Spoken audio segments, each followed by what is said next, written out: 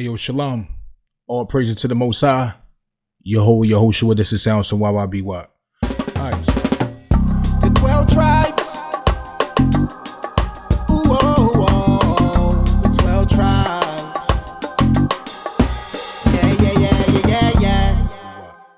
Alright, so I just want to give y'all like a little cool little tip. That y'all probably already know, but sometimes we don't realize it, that how it can help. Alright, so we know that we don't have fold tracks. We can't put tracks in folders. We know that you can't hide tracks, right? You can't hide tracks and move tracks out the way that you don't want to see, you don't want to deal with. Let's say you're a person like me where somebody mixing a song, and let's say you mix the song for the artist and they like that mix, but they want a different type of mix. They want something different, or they want to hear it a different way. And we don't have what they call it. In Studio One, they call it mix something. I forgot what it's called. Where it's like they remember each mix. Different DAWs have this where you mix it a certain way, and then it's called snapshots, and they remember the mix A, B, C, and D, boom, boom. So when people don't got those features, what they normally would do, they would just, a reason what they probably would do is just save as and save another version of that song. That's what people would do. Sometimes people like doing that even if they got the features, because they don't want to, mix anything up or confuse anything. Name one, mix one, and name one, mix two. So if you don't want to do that, right? And again, we don't got mixed tracks. We don't got high tracks. We don't got fold tracks. So as you see, I got a whole bunch of tracks right here, right?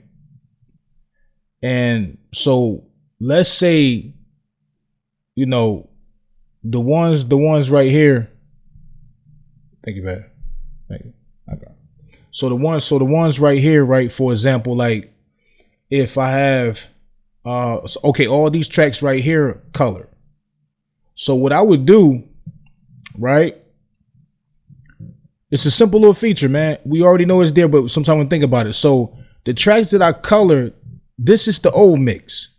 This is the first mix. So what I did with the first mix, as you can see on the mixer, if you go down, the first mix, I'm not messing with those. So I color all those gray, just to know that, hey, that is the first mix, right? And then everything in color, that's what I'm only dealing with right now. So this is how I got on the mixer. So I know what I'm dealing with, what I'm tapping into, A, B, C, and D. Like I'm like, okay, the color is what I'm dealing with, the gray, which is color, but they all the same. But now when you're dealing with this, the track, when you're dealing with the sequencer side, like people say, sometimes the sequencer area can get a little annoying, where based on how you got everything set up, if you got automation, you got plugins dropped on there and you automate those, blah, blah, blah. But one thing that I do notice that I like is that when you pull control and you minimizing your tracks like this and do like this and making them bigger, all those tracks, they would get larger. But when you go up here, if you got this arrow, right, and you turn this arrow down like this, when you stretch these, they will stay the same, which I like. They will stay the same, as you can see. They will stay the same. Let me know, like, hey, these are tracks I'm not dealing with. And when you close it, everything gets small. It's small, But like I said, if I go back and I take them off, open back up, if I stretch them, they're going to stretch with it. So that just let me know, like, hey, well, I'm not dealing with those tracks. I can just put these to the top up here, and go to audio track, go all the way down to the bottom, and hold shift, right? And then press sort. When you do the sort, which you already know, now when you go to the mixer, I know that these right here is a whole nother mix. That's a whole nother mix. And another thing I could also do, I can get that whole mix right here. I can just mute these. I can just mute these on the track right here, or I can go to each one of these tracks right here and mute the track itself like that, and just mute all those. That's an option you can do that'll help you with the simplicity, of trying to get things done and organize your stuff, man. But that was it, man. It's a simple feature. We know it was already here, but sometimes we don't use certain things a certain way, and sometimes we need an idea how we can use it. And I found a dope way how to use that, and I like when anybody, since we don't got those other features, but if you minimize that, boom, you straight. So when you stretching your tracks out and all that, and making them bigger, and everything, you don't got to worry about those. Those won't move nowhere.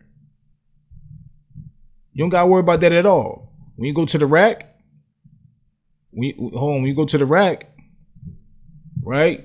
You go to the rack. What you could do in the rack, you can get those same grades on. You can go in the rack right here, right, and close all those. You can just matter of fact, I think, hold on, if I hold Alt, that'll open everything up. And that'll close. Okay, I see what I did. I closed it now. But what I can do, I can just have all the color ones open. That'll be. Let me see if that'll be dope. If I just if I could open all of these up right here, without by leaving these the same way. Let me see.